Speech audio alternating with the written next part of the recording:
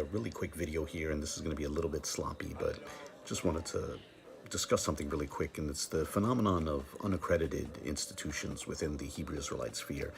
You see, Faithful to God has a video titled, from a couple of years ago, titled The Dubious Doctorate of Kelly Richardson, We Woke Now, which was about Kelly Richardson receiving a doctorate from Rehoboth International Bible College. And then just last night, Vocab Malone did a show titled #1 ranked Pseudo School, which is about the Hebrew Institute International. I think it was previously called the Hebrew Institute of Detroit, if I'm not mistaken, and I'll share links to both these videos in the video description. But what I wanted to discuss in this video very quickly is the doctorate possessed by Divine Prospect. And I thought this was interesting for those who don't know. He also has a doctorate of theology. And this is an Instagram post that he put up in June of 2021 about his doctorate. This is on the Kingdom Moments Instagram page, and I'll share a link to this as well in the video description. But I just want to read the caption to you really quickly. It says, "Peace and shalom, family. Today is a milestone for Divine Prospect after receiving his doctorate in theology at his graduation ceremony." So apparently this picture is at his graduation ceremony. And so it says he accepted the offer to continue his education because the institute he enrolled in was accredited, owned, and operated by Hebrew Israelites. I thought that was interesting to say that it's accredited by Hebrew Israelites. That seems to line up with Rehoboth International Bible College and the Hebrew Institute International that Vocab discussed just last night. You know, both of those were unaccredited. I think the institute that Vocab looked at last night described itself as self-accredited, and that seems to be the same thing here. Whatever the case, this institution that Divine Prospect received his doctorate from is accredited by Hebrew Israelites, which seems to mean it's not accredited. Then it goes on to say, referring to Divine Prospect, it says he was selected to be the first recipient of their doctorate degree. So as of this post is from June of 2021, so at the time, Ron Shields was the only person to receive a doctorate from this particular school. And then it goes on to say, although he never asked for this title, he is submitted diligently to Psalm 75, 5-6, so he can use his degree to open up additional doors of opportunities for our community. He says, if he can do it, anyone can. Although he has taken some time away from social media to finish up his studies, he will be back with a vengeance, teaching and sharing content. Please join us in congratulating him. All praises to the Most High. And there he is with his degree. There's the first comment is an interesting one. It says, what's the name of this school? I couldn't make it out.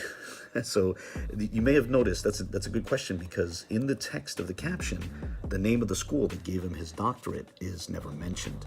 Nonetheless, his dissertation is on academia.edu, and I'll share a link to this as well in the video description. But I wanted to go over this really quickly. First things you might notice is that this is 4 pages long. However, it's a draft. Nonetheless, the title, it says THD, or Doctorate of Theology Dissertation, Why a Cultural Orientation of the Ancient Israelite People is Necessary for Proper Exegesis of the Hebrew Bible. And again, draft, hence why it's only 4 pages. So let's look at the text of that really quickly. And there's the title. Some might have questions about the capitalization in the title of his dissertation, but whatever the case, the title is Why a Cultural Orientation of the Ancient Israelite People is Necessary for Proper Exegesis of the Hebrew Bible by Ron Shields, right? A dissertation submitted in partial fulfillment in accordance with the requirements of the degree of Doctorate of Theology in the subject of theological studies at the redacted. He redacted the name of the institution. He blacked it out. But nonetheless, here's his declaration. I, Ronald Shields, hereby declare that this dissertation, Why Ancient Israelite Cultural Orientation is Necessary for Proper Exegesis of the Hebrew Bible, is submitted in accordance with the requirements of the Doctor of Theology degree at the, again, the name of the institution is redacted. It's blacked out.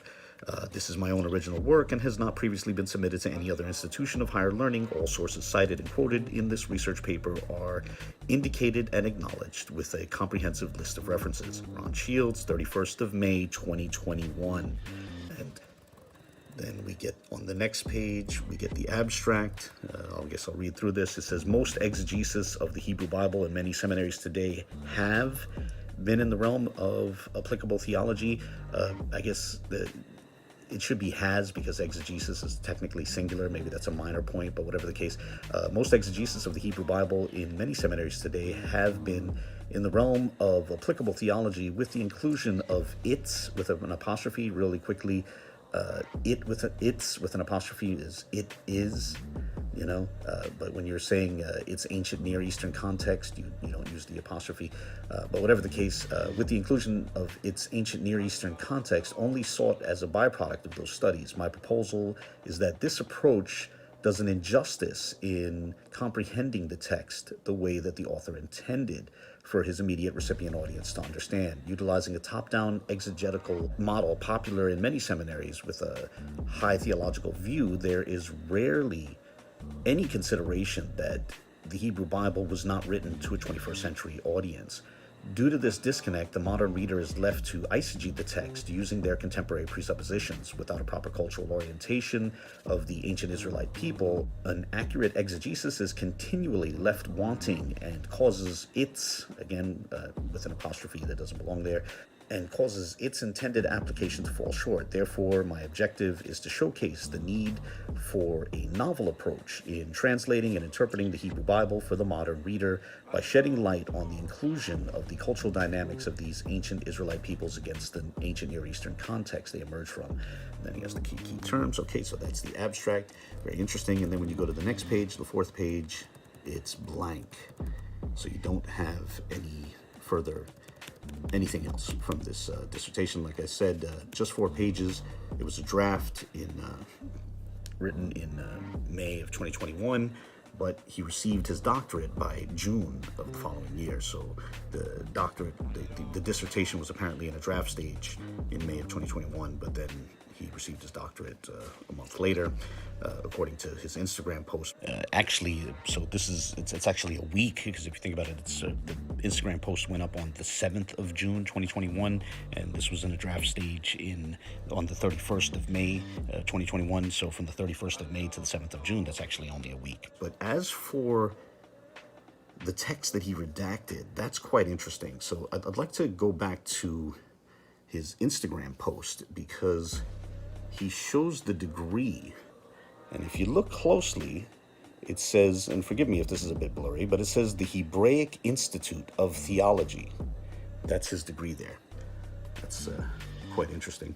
So at least there you can see the name of the institute, the institution that gave him his doctorate, which he strangely didn't mention in the caption of his Instagram post, and which he redacted in the portion of his dissertation, the draft of his dissertation that he posted on academia.edu. But here's something that's interesting. If you hit Control F and do a search for that phrase, Hebraic Institute of Theology, there's 2 hits. That phrase appears twice on the page. So let's do a quick search for that phrase, the name of the institution. When you do so, both times it's located, the 2 instances of that phrase, Hebraic Institute of Theology, are located inside the blacked out text, the redacted text. I must say, I find that interesting. I'm not sure why he blacked out the name of the institution. It's an institution that I couldn't find any further information on. I'm not sure what to say, but I figured this was worth noting for the record. I certainly thought it was interesting. You can reach your own conclusions as to what to think about this, but I figured it was, like I said, interesting and worth noting. On that note, I look forward to any comments, questions, or criticisms. Greetings. The other day, Vocab Malone shared some pictures relevant to the history of the Commandment Keepers, and among those images was this, a certificate noting the ordination of Wentworth Matthew as a rabbi. And it struck me as such an interesting historical item. I wanted to make a very quick video which documents it and goes over some of the details that I personally found intriguing. So there are a number of interesting features in this certificate, but the first thing that immediately stood out for me was the basmala at the top. You see, that's Arabic text which reads Bismillah ar-Rahman ar-Rahim. in the name of God, the merciful, the compassionate. Now, that's a phrase that opens almost every single surah of the Quran. Now, of course, as a disclaimer, employing the basmala does not automatically make one a Muslim, but at the very least, it is curious, right? Moreover, it's worth noting that the one who put this certificate together and sent it to Wentworth Matthew was Josiah Ford. And with that in mind, it's worth noting that Howard Brotz wrote that towards the end of Ford's life, there were rumors and allegations that he had converted to Islam, that he had done so while he was in Ethiopia. Now, and yet another disclaimer, I'm not claiming that the use of the basmala in the certificate necessarily confirms those rumors, but it seems to potentially raise their plausibility, right? And with that in mind, it's worth noting also the letter that Ford sent with the certificate, as in the opening of that letter, Ford expressed his wish for, quote, the blessings of Allah, end quote, to be upon Wentworth Matthew. Now, of course, the use of the word Allah emphatically does not necessitate conversion to Islam. Lots of non-Muslims use the word Allah to refer to God. But at the very least, one can understand if the Israelites in New York who were receiving such letters from Ford might have thought that he became a Muslim. Now, whether he did or didn't, I don't know. I would propose that even if Ford didn't convert to Islam, such things might show that perhaps the Muslim population in Ethiopia had some influence on him. You see, he was living in Ethiopia at the end of his life. Now, that letter went on to discuss the certificate, asking Matthew's congregation to officially present it to him in a public gathering because, quote, the psychological effect would benefit everyone, end quote. I don't know, I thought that was interesting.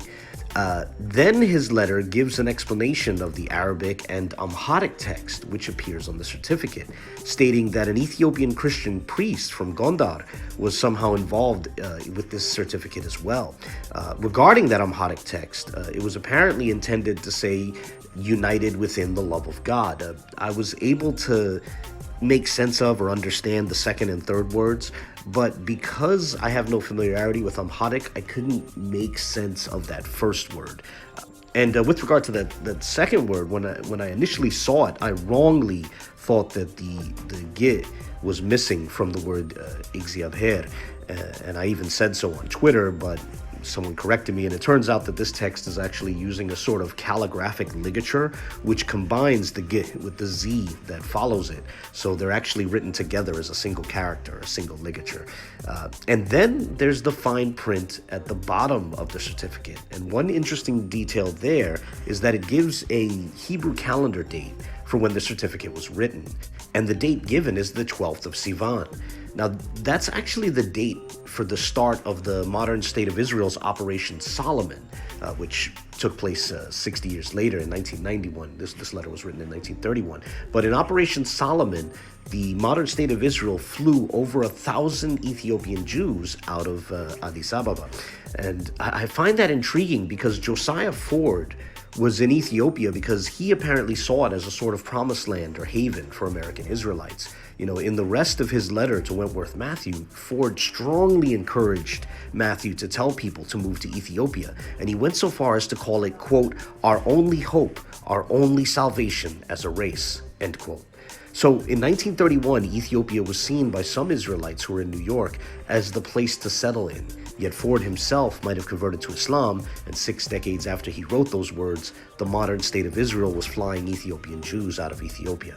Now, as a disclaimer, that's not to say that there's necessarily a contradiction there. You know, perhaps one might argue that Ethiopia could be seen as a sort of stepping stone towards the ultimate destination, which would be Palestine. But it is nonetheless interesting, and Ford's rumored conversion to Islam does leave me wondering if perhaps other American Israelites who heeded his call to come to Ethiopia might have been absorbed into the country's Christian or Muslim populations. I don't know. One final detail that I found interesting was Ford's signature in the Hebrew cursive script, Harav Aleph Yesha'aya Ford, with Aleph apparently or presumably being the initial for his first name, Arnold. Now, what I thought was at least mildly interesting is that he wrote the Hebrew for Isaiah rather than the Hebrew for Josiah. Now, maybe that's a minor point, but I nonetheless found it interesting. I don't know if it reflects a desired name change or if he saw the names as, synonymous and interchangeable. I don't know, but I thought that was interesting. Whatever the case, That's all I wanted to show. This was, again, the certificate via which Josiah Ford bestowed the title of rabbi upon Wentworth Matthew back in 1931. And I hope you found it as interesting as I did. And as always, I welcome any comments, questions, or objections. So feel free to share your thoughts. And God bless.